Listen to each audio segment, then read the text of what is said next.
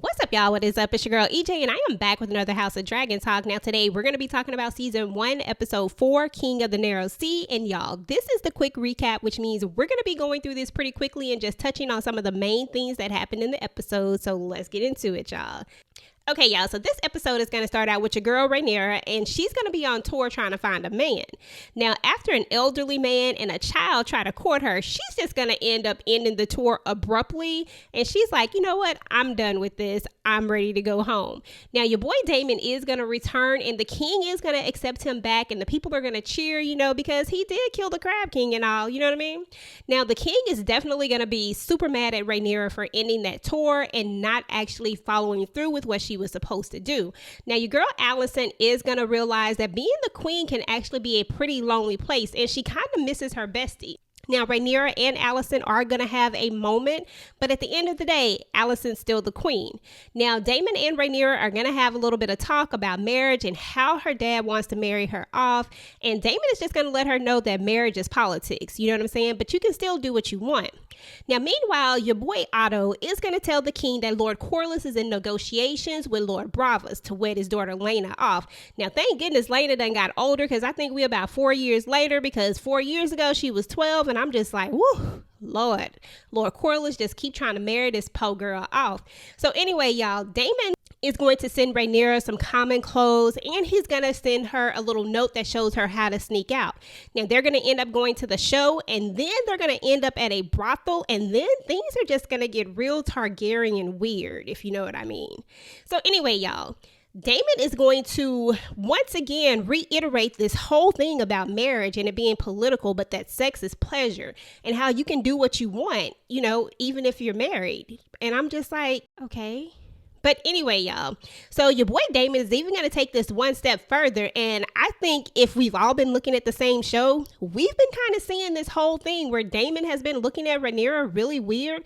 And you can kind of tell that he has been looking at her in more of an affectionate way, not like the way an uncle should look at a niece. But these are the Targaryens. This is fantasy. And we already know what the Targaryens are known for. So it doesn't shock me that Daemon has eyes for his niece. He's going to proceed on to kiss his knee and kiss his knee.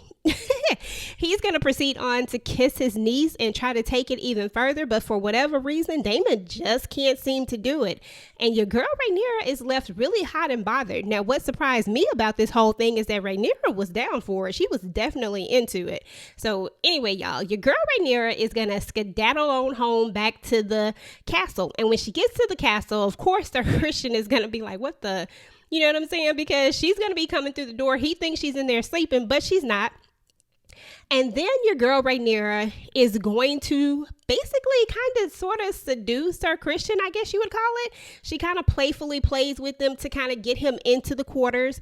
And then once she gets him in there, the girl kind of makes her move. I guess she was like, yeah, something gonna happen tonight. I'm gonna see what it's like to get what they was getting over there at that brothel. Now, your boy Sir Christian is supposed to have taken a vow of celibacy. Now, to keep it real with y'all, I really don't think none of the king's men or the king's men or the kings, the men of the garden, whoever they are, y'all know who they are. I don't really think that these guys actually adhere to this whole celibacy thing, but that's just me. Let me know what y'all think about it.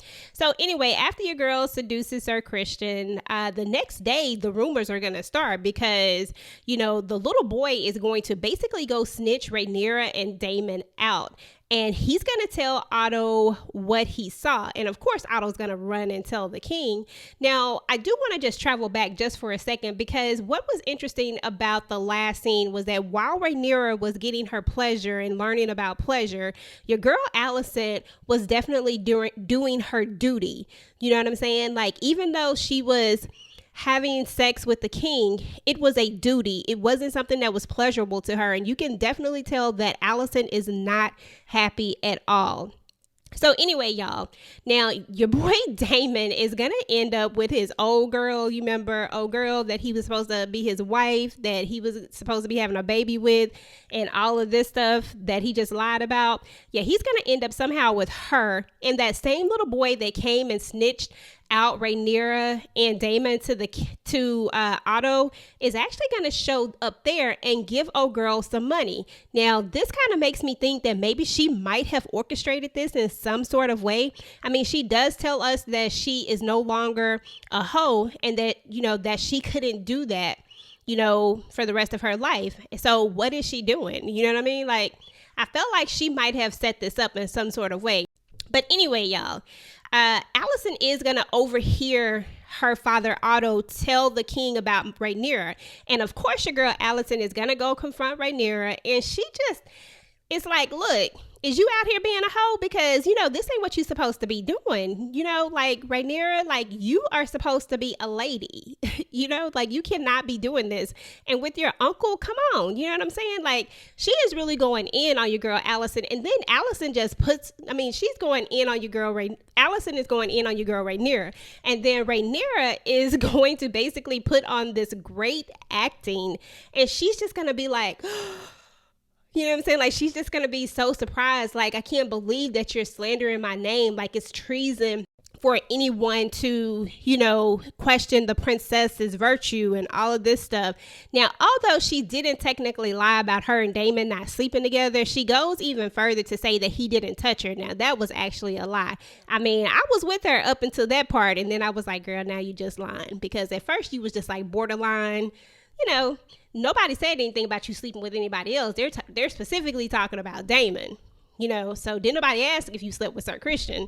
So technically, you didn't really tell a lie until you told a lie about, Daemon not touching you. But anyway, y'all, that's neither here nor there. So your boy Daemon is going to get pulled into the king, and the king is definitely going to banish Daemon again. And he's going to say, are you lustful after my daughter or, just for the throne? Because Daemon feels like he wants to take it back to the old days of, the Targaryens. And we all know that the Targaryens are known for, wanting to have that pure blood. You know what I mean? So they do a lot of incest and he wants to take it back. And the king is definitely not trying to let Daemon have his daughter's hand in marriage. He already married for one thing. He like, no, go home to your wife. Bye-bye.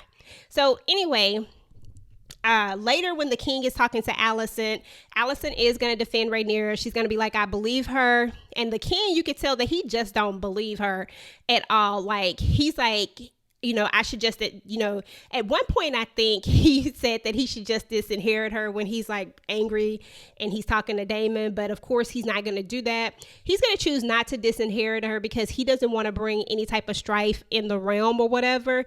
But he is going to advise her about perception because she's going to be like, look, you didn't even ask me like what happened. So basically what she was saying is that you didn't give me a chance to lie to you. You just automatically believe what you hear. And he's just like, it's about perception. It's not about the truth. It's about what people think. And, in this day and age, and well, honestly, in all the days and age, everything pretty much is about perception. So anyway, y'all. So he's going to advise her that her courtship has ended and that she is going to marry Sir Larion of the House of Valerian. Like, you ain't got no choices. Now, she is going to be all like, she's not even going to give up. She's not going to put up a fight, y'all. She's going to be like, yeah, okay, I'm going to do that. But if I do that, then you need to get your hand under control because he doing too much. You know what I'm saying? Like, and he's kind of looking at her like, girl, what you talking about? And then she's just like, you don't have any control. Like, how can you trust him? You know what I'm saying? Like, he has someone spying on me. So how can you even trust him? And she does have a point. Like, I've always said, like, the king trusts Otto way too much. And he doesn't seem to see that Otto is, controlling and manipulating certain things. And that's not to say that Otto wasn't a good hand of the king at some point. But everybody always gets crazy over this throne. And it's the same thing. The same Otto got crazy over the throne. So anyway, y'all, the king is gonna go ahead and confront Otto, and he's going to basically accuse him of basically putting himself, in the right place. You know what I'm saying? Like, he's going to go back to Jaehaerys's time, and he's going to be like when Balon was named the Hand of the King, you know, like 5 days later, he was, you know, his belly bursted. And he said that this was a man that was healthy, you know, and strong, but yet he died. And Jaehaerys then named you Hand of the King. Not only that, he's also going to realize that, hey, like, you know, when my wife died or whatever, you know, Alicent was a distraction, but I didn't realize that she was a calculated distraction. You know what I'm saying? Like, the king is starting to realize, like, all of these things, like, hey, you know, you manipulated this, and now you're, you know, you no longer align with what I want. I can't trust you. And then he basically takes his little pen back. He like boop and take that whole little pen back, and you are no longer the Hand of the King. Anyway, y'all, this episode ends with the king doing one last thing, y'all. The king done sent his daughter a whole Plan B pill, y'all. Like, this is before the Plan B pill existed. It's like a Plan B tea. He done had the maester come to her room and give her a tea to make sure that nothing unwanted, you know, exists inside of that belly of hers, basically. You know what I mean? I said, no, the king did not. I ain't mad at you, though. I feel you. I understand. Okay, y'all, so that's what's up with House of Dragons Season 1, Episode 4, King of the Narrow Sea. Let me know what y'all thought about this episode, because this episode definitely had a lot of stuff going on. The Targaryens out here showing their true colors. Your girl Rhaenyra just was doing the most. I ain't even gonna lie, y'all. I was shocked when she was down for what her uncle was offering. I was like, girl. So anyway, y'all, let me know what y'all thought about all of this. Leave it all down in the comments. And until next time, guys, peace.